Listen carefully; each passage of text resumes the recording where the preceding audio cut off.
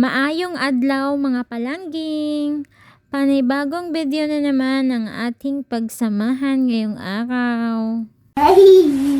Ang video na mapapanood nyo ngayon mga palangga ay ito ang vlog ko kahapon na ngayon ko lang siya mai-edit mga palangga. At bago nga ako magsimula magluto mga palangga, ito muna ang aking inuna na gagawin. Maghugas ng aking mga hugasin mga palangga kasi tumambak na siya mga palangga. At kakagaling ko nga lang sa labas niyan mga palangga. Pagbalik ko galing sa labas ay hinugasan ko na yan ang aking mga hugasin. At pagkatapos ko naman maghugas dyan mga palangga ay magluluto na ako. Magsisimula na ako magluto para sa aming dinner o panyapon mga palangga.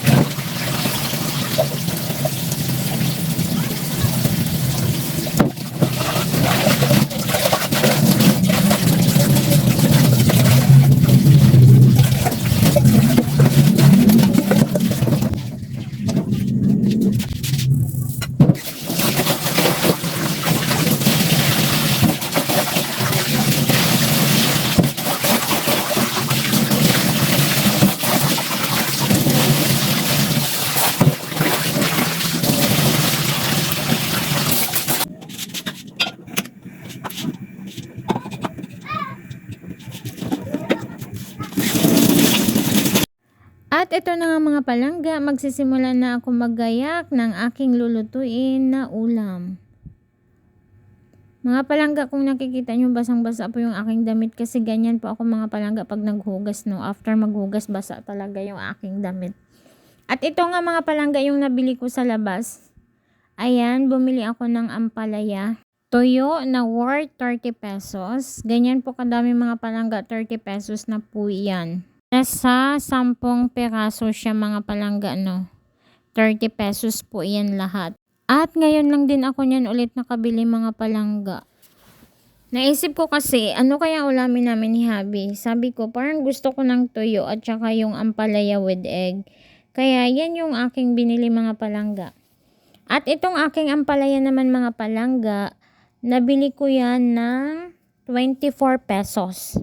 Kasi 50 pesos yung kilo niyan mga palangga. Bali 24 siya. At ito naman ang aking 3 peraso na kamatis, 14 pesos. Yung aking itlog na tag 8 yung isa. Bali 24 pesos. Yung aking bawang na 6 pesos. Yan po lahat mga palangga yung nabili ko sa labas. Nasa 100 siya mga palangga no. Nasa 100. Basta kayo na magsuma total. Mahina po ako sa matoy. At ito na nga mga palangga, i-fast forward na natin. Tapos na nga ako mag-slice mga palangga ng aking ampalaya. Kaya yan ang mga palangga, nilagyan ko na siya ng asin at nilamas-lamas mga palangga. Para mag-less po yung kanyang pait. Ewan ko ba mga palangga kung kayo magluto ng ampalaya kung ganyan din yung inyong ginagawa.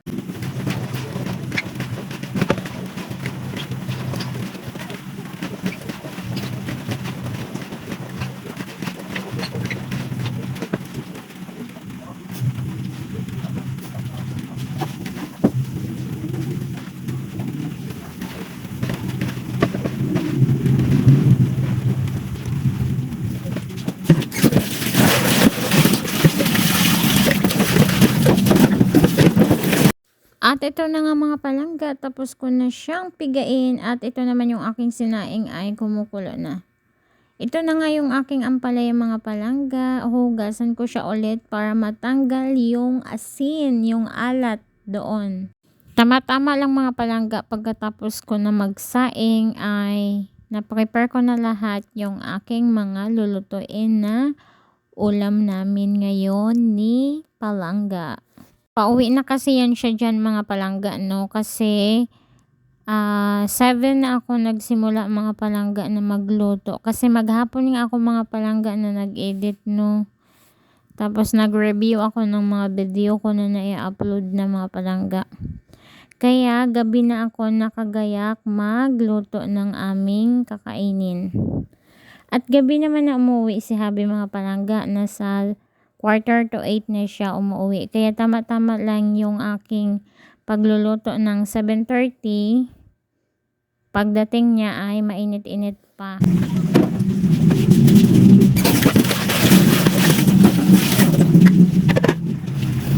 At ito na nga mga palangga, ang sangkap ng aking ampalaya with egg. Ayan po yung aking egg mga palangga. Kaya may mga itim-itim yan mga palangga kasi nilagyan ko siya ng paminta, yung tagpipiso.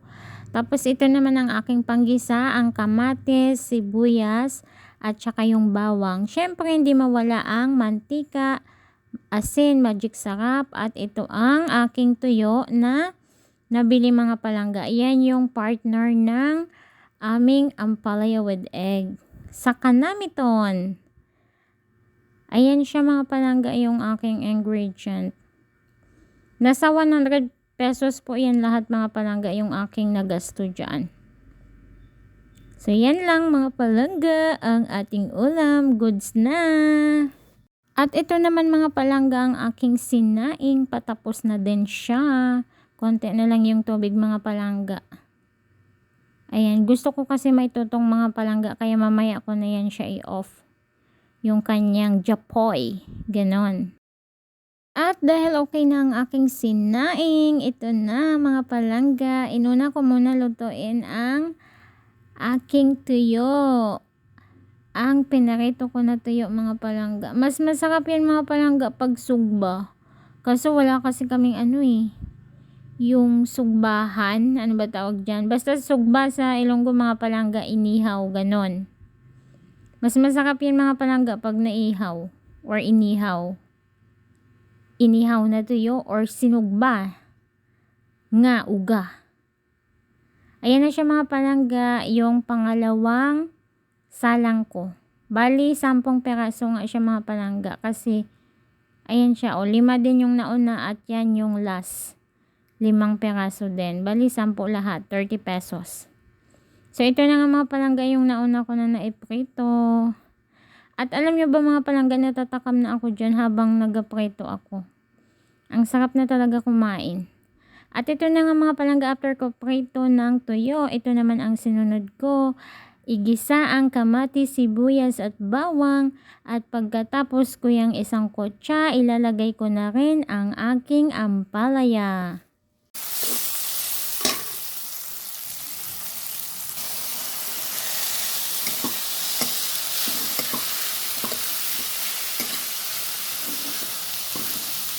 At ito na nga siya mga palangga na sangkotsa ko na yan. At nilagyan ko siya ng konting tubig mga palangga, no? Para lumambot yung aking ampalaya. At kapag lumambot na yan siya mga palangga, ilalagay ko na yung aking itlog na may pamintang durog. At naglagay din pala ako ng asukal dyan mga palangga. Konting asukal para tumamis. Charot! Hindi mga palangga, ang purpose ng paglagay ko ng asukal para hindi po siya mapanis agad. At yan na nga mga palangga, nilagay ko na yung aking itlog. At yan na nga mga palangga, nakalimutan ko pang ilagay ang asin at saka yung magic sarap mga palangga. Pero alam nyo ba mga palangga, masarap pa rin siya. Nilagyan ko lang siya ng asukal pero ang lasa niya okay na. Walang asin, walang magic sarap. At ito na nga mga palangga, patapos na ating video. Maraming salamat mga palangga sa inyong walang sawang pagsuporta sa amin. at sa hindi pag-skip ng ads. Hanggang sa muli mga palangga, lalapang time na kami. Maraming salamat. Bye!